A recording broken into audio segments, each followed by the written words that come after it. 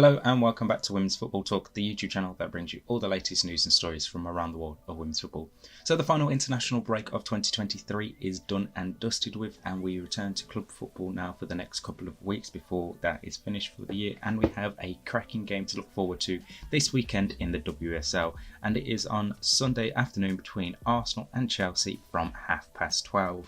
Arsenal come into this in some good form recently, having beaten West Ham prior to the international break and have looked really strong since the return of Beth Mead. Chelsea, on the opposite hand, have looked as formidable as ever, beating Leicester City by 5-2 last time out, with Lauren James absolutely balling out like she has done for most of this season, and Aggie Beaver-Jones continuing her great scoring form of this season. So it's a game that I am really intrigued to see how it plays out. How are Arsenal going to deal with the threat of Lauren James going forward, Sam Kerr obviously, and the rest of that Chelsea team?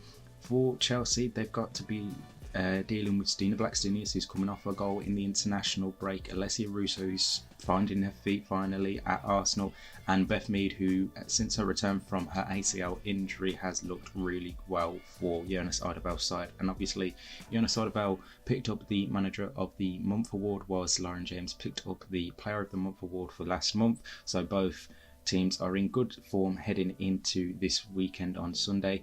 Over 55,000 tickets have been sold at the Emirates Stadium, so they are hoping that it can be a sellout for a top clash between the two sides. It's going to be really important for Arsenal to pick up a win, not just in the context of the season and how they go about the rest of it, but in terms of keeping a title fight alive, because Chelsea are currently on 22 points, Arsenal are currently on 19 points, Chelsea going up to 25 points with one game left in 2023 would make it very hard for any team to try and close that gap, especially if Chelsea don't lose games as often as we can expect them to. Obviously, they're such a good side, Emma Hayes' side, so it's going to be hard for any team to beat them, let alone Arsenal. A bit of news coming out of Chelsea this week was that Guru Reiten has signed a new deal to keep at the club for a long time, which is obviously great news, and a bit of safety for the manager coming in after Emma Hayes. Obviously,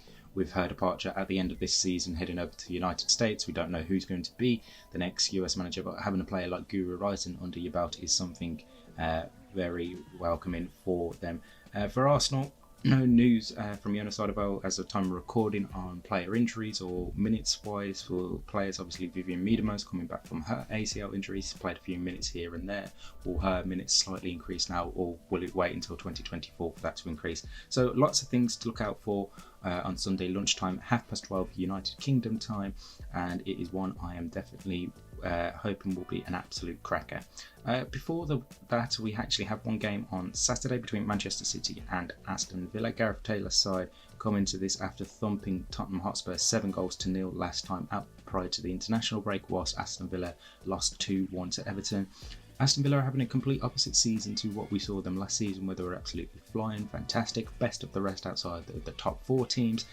Now this season they're sitting in 10th place and looking below them a lot. Manchester City, obviously they had that defeat to Brighton and Hove Albion a couple of weeks ago, but then winning the Manchester derby and beating Spurs last time out gives Gareth Taylor's side good stead, sitting in third place coming into these final couple of games in 2023. So as of current form, you'd expect Manchester City to win that one, but never write off Carl Ward's Aston Villa. And then the rest of the games will be taking place on Sunday. After that Arsenal versus Chelsea game, we have Brighton and Hove Albion versus Leicester City at 2 p.m, as well as Liverpool versus Bristol City. Then at 3 p.m, it is West Ham United versus Everton. And then to round off the evening, it is Tottenham Hotspur versus Manchester United from 6:45. Now, Spurs have announced a new signing in Chinese international Wang Shuang. Should be joining from Racing Louisville on the 1st of January until 2026. So that's another new addition to help Robert Wilhelm's side in the second half of the 2024 season. A quick reminder of the full WSL table heading into this weekend's game. So Chelsea, like I said, are at the top with Arsenal in second, Man City in third. Then you got Manchester United, Liverpool, Tottenham, Leicester, Everton, Brighton, Aston Villa, West Ham United and Bristol City at the bottom. So heading into these final 2 weeks of 2023 half of the season. It's going to be interesting to see how teams go about getting these points and how many teams will be slipping coming into January. Obviously, teams will be looking to build and get players in to help them move further up the table. So it's going to be a very interesting last couple of weeks. Obviously, over the past couple of weeks as well, it has been announced that Nuco will be the new chair of the Barclays Women's Super League and the Barclays Women's Championship. If you want a full look into our talk on that and all the new stuff around the world of women's football, make sure you check out our podcast, Women's Football Talk, available on all podcast platforms. We have a deep discussion on that, the new expansion in the Champions League, and a look back at the international results. So make sure you check that out on any podcast site. And we also talk about the upcoming potential TV deal as well in the WSL, as that runs out at the end of this season, and we'll have an article on that out soon, so make sure you keep an eye on our website, womensfootballtalk.substack.com, for that. And in the meantime, make sure you like and subscribe and turn on the post notification bell so you never miss a video of ours, and that you're following us on Twitter and Instagram for all the latest news and stories from around the world of women's football. In the meantime, we'll see you soon.